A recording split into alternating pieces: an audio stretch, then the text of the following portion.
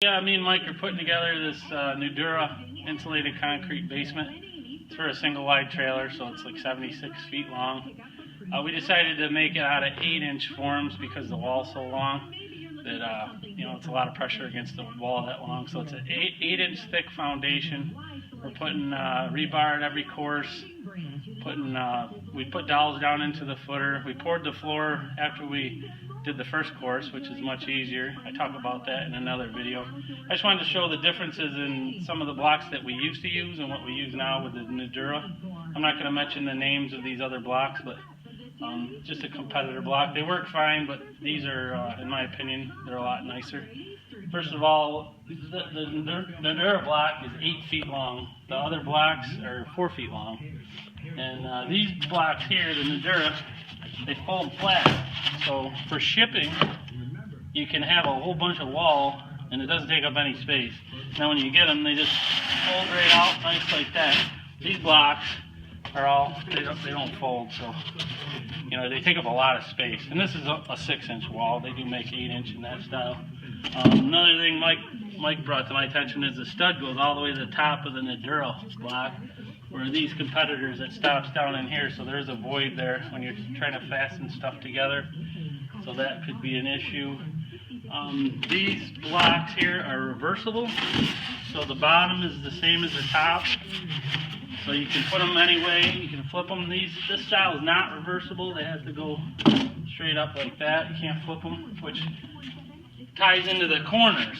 These corners here are not reversible, so you have to have a left and a right corner, which sounds easy enough until you get the wrong configuration of corner, which happens a lot. You'll get too many lefts or not enough rights, and that becomes a pain in the butt. Where this is a 4-inch one, but these are reversible, so you could use it over here, flip it over, and use it over there. So there's no right and left corner, so that makes this a little nicer.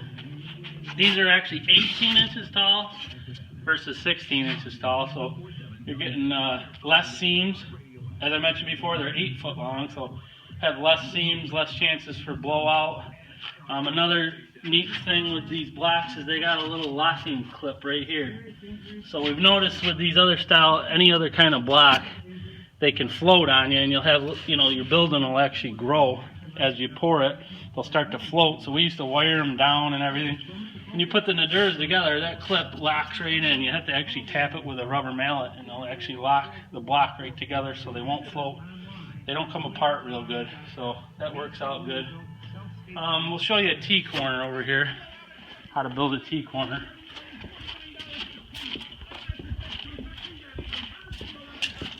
This is a T-corner. We built a little Bilco door over here. Well, it's a big Bilco door, but basically you can build your T-corners any way you want and put these knives in here, and they stab right through the foam, and you hook them to the rebar, so you can actually fabricate your corner right on site. So wherever your T happens to be, that works out real nice. And if you angle your first screw in there, it will pull that wall right together, and when the concrete gets in there, it's not going to push that T apart. It's really strong when you're done with it. And after you're done, you could just cut them off with a zip wheel. That's what we're planning on doing. So you can see there's a lot of reinforcement rod. You put one in every course, so that really, after you pour this thing, you got horizontal reinforcement. We haven't put our verticals down in the bottom. You can see we wet set 2-foot dowels down in the bottom. So once this thing's poured, we're going to vacuum out all the foam dust, and that'll be a really nice system. So that's all we got for today.